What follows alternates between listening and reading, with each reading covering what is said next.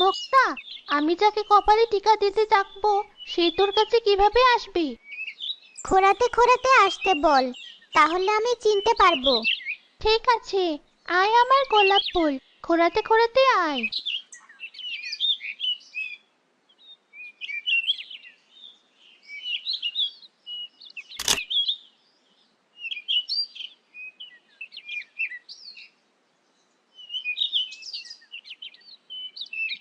এবার বল, কে এসেছিল তোর কপালে টিকা দিতে? সবাই সামনে থেকে সর। কেউ যদি বলে দিস ইশারা করে, তাহলে আমি খেলবো না। বলছি না, তুই যে কেমন মানুষ বুঝি না, সামনেও থাকতে দিচ্ছিস না। মুখটা ভালো করে ভেবে বল, না হলে কিন্তু আমরা পিছিয়ে পড়বো। দাঁড়া বলছি, চোখটা যেভাবে ধরেছিল কিছুই তো দেখতে পাইনি। আপু, দাদি কেমন করছিল? ডাক্তার এসে ওষুধ দিয়ে গিয়েছে, বলেছে দাদি নাকি বেশি দিন বাঁচবে না। কি সব বলছিস তুই ভাই? তাড়াতাড়ি বাড়িতে চল। এই, তোরা খেল, আমি আর খেলবো না।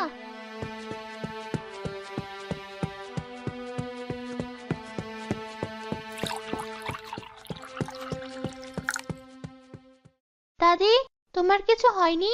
তুমি সুস্থ আছো? তাহলে ভাই মিথ্যা কেন বললো? কি মিথ্যা বলেছে দাদু ভাই?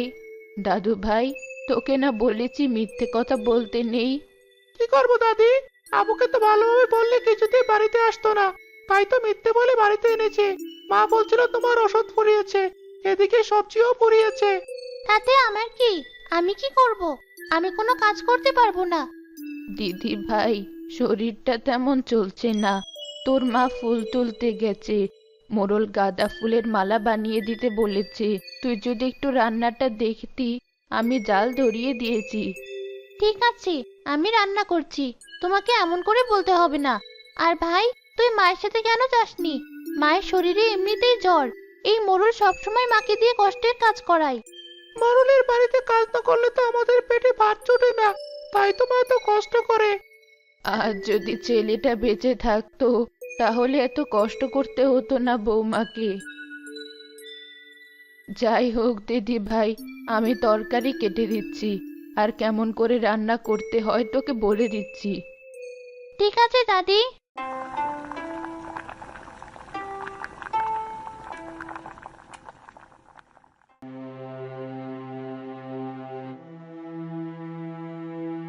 কি হয়েছে মা, তোমাকে এমন দেখাচ্ছে কেন? শরীর খারাপ নাকি? পায়ে কি হয়েছে, এমন খোঁড়াচ্ছ কেন? আসলে গাছ থেকে ডাল পড়ে পায়ে কেটে গেছে। কি বলছো বৌমা? অনেক রক্ত পড়ছে তো। তুমি দাঁড়াও, আমি কাটা জায়গা বেঁধে দিচ্ছি। তোমার হাতেও তো দেখি লেগেছে। তুমি এখানে বসো মা, আমি পানি দিচ্ছি।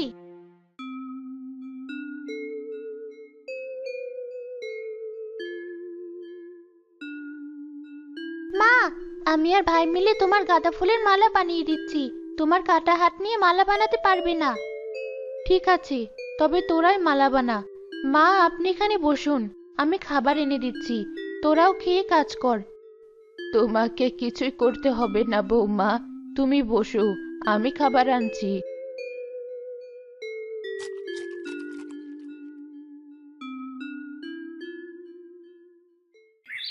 আমি মোড়ল বাড়িতে যাচ্ছি, কিছুদিনের ছুটি চাইবো, আর মালাটা দিয়ে আসি। না হলে মোড়ল মশাই আবার রাগ করবেন।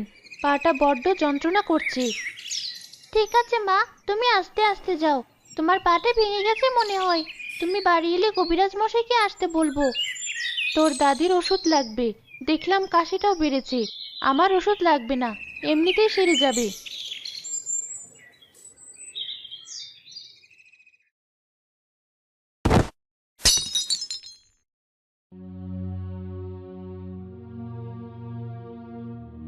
এটা তুমি কি করলে দিশার মা? তোমাকে কতবার বলেছি এটা অনেক দামি ফুলদানি, অন্য দেশ থেকে আনা। এটার ক্ষতি হলে তোমাকে কাজ থেকে বের করে দেব। আসলে আমি ইচ্ছে করে এমন করিনি মোড়ল মশাই। ফুল তুলতে গিয়ে পায়ে ডাল পড়ে পা ভেঙে গিয়েছে, এই জন্য। আমার কত শখের ফুলদানি, কাল আমার শখের শাড়ি ছিঁড়ে ফেলেছো, আমার শখের থালা ভেঙে ফেলেছো। তোমার কি সমস্যা? আমি ইচ্ছে করে করিনি, আমাকে ক্ষমা করুন। সব সময় যত অজুহাত।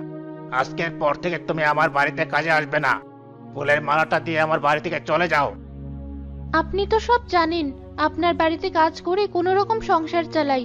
আমাকে কাজ থেকে বের করে দিবেন না। তোমার আজ এই সমস্যা, কালও এই সমস্যা।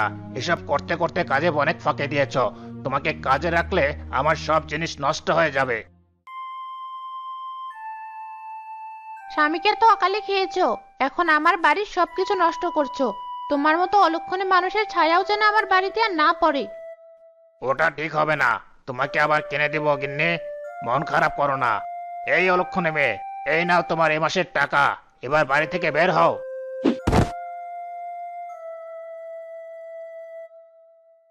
লাগলো খুব।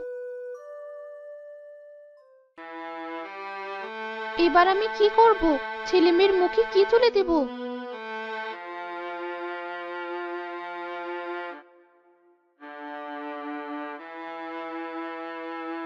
চিন্তা কেন করছো মা? আমি আর আপু তো আছি। দুই ভাই বোন সংসার চালাবো। তোমার আর দাদির ওষুধ কিনবো। খুব তাড়াতাড়ি তুমি সুস্থ হয়ে যাবে।